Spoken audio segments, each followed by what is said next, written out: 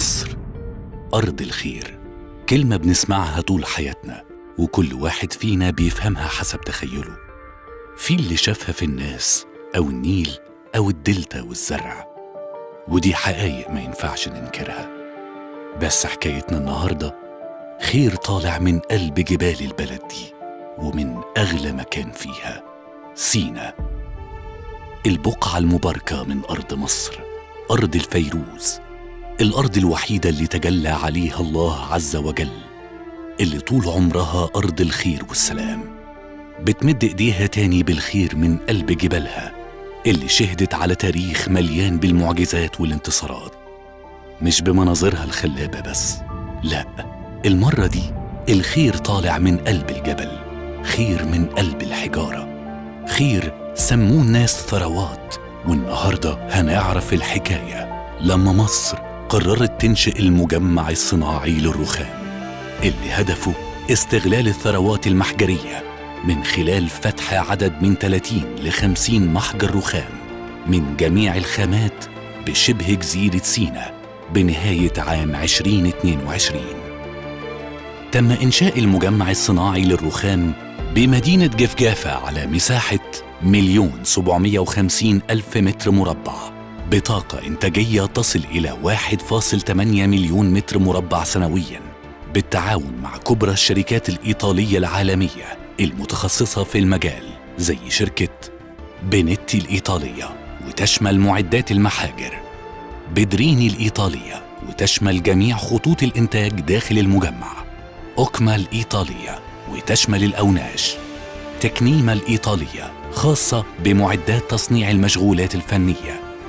ويعتبر المجمع الصناعي للرخام بجفجافة أحد مجمعات الشركة الوطنية المصرية للرخام والجرانيت التابعة لجهاز مشروعات الخدمة الوطنية.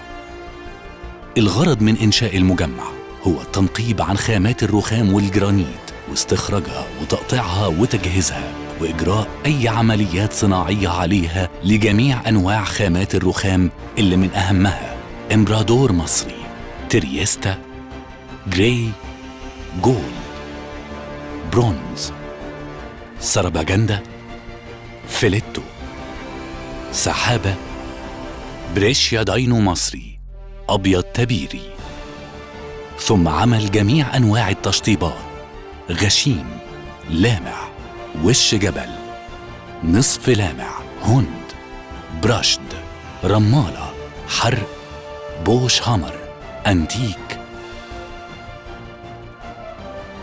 وكمان توفير فرص عمل لأبناء سينا اللي بيمثلوا حوالي 60% من قوة المجمع اللي تم إعدادهم وتدريبهم على استخراج وقطع وصقل الخامات المختلفة لتنفيذ خطة الدولة الشاملة للتنمية على أرض سينا.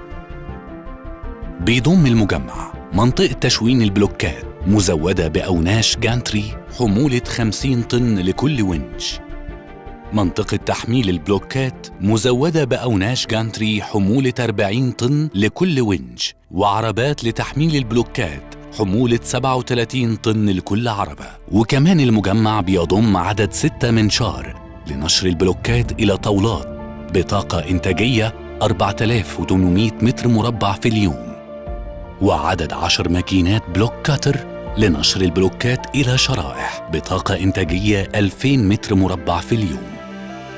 وتتم عملية جلي ومعالجة وتلميع الطاولات من خلال عدد 2 خط إنتاج بطاقة 5000 متر مربع في اليوم. أما الشرائح بيتم جليها ومعالجتها وتلميعها وتقطيعها إلى ترابيع من خلال عدد 2 خط إنتاج بطاقة 1600 متر مربع في اليوم.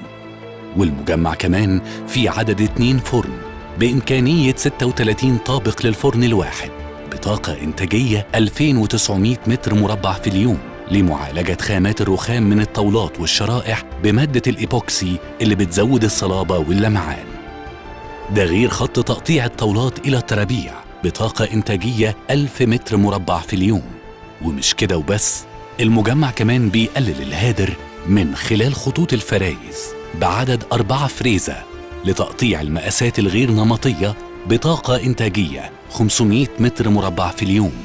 وبنستفيد كمان من الهادر في الورشة الفنية اللي بتنتج تشطيبات مختلفة زي الشطف، الدورانات، أعمال الموزاييك، الأعمال الفنية اليدوية.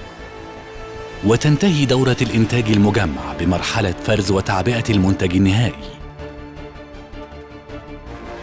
حصل المجمع على شهادة الآيزو 9001 لعام 2015 لنظام إدارة الجودة، آيزو 14001 لعام 2015 لنظام إدارة البيئة، آيزو 45001 لعام 2018 لنظام إدارة السلامة والصحة المهنية، لتحقيق متطلبات ورضا العملاء.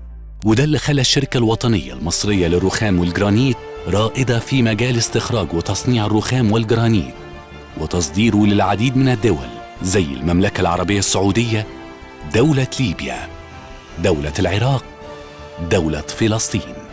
كما يحتوي المجمع على مبنى إداري، فندق للإقامة، مبنى للإعاشة، قاعة طعام، مسجد، محطة وقود، عيادة طبية مجهزة، عدد 2 ملعب خماسي، عدد 2 محطة تدوير ومعالجة مياه بطاقة 28800 متر مكعب في اليوم، عدد 4 خزان مياه أرضي بسعة 1500 متر مكعب، غرفة كهرباء مزودة بعدد 3 محولات بقدرة 10.5 ميجا فولت أمبير، حملة مجهزة لنقل المنتجات لجميع محافظات الجمهورية.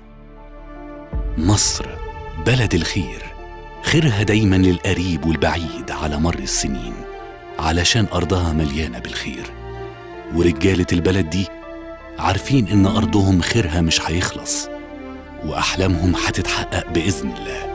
وده اللي خلاهم رجالة حاربت كل الظروف والتحديات وشقت في الجبال شرايين، وزودوا خير الأرض من قلب الجبل، علشان بكرة يكون خير أكتر لينا وبينا ومننا لولادنا من بعدنا. تحيا مصر.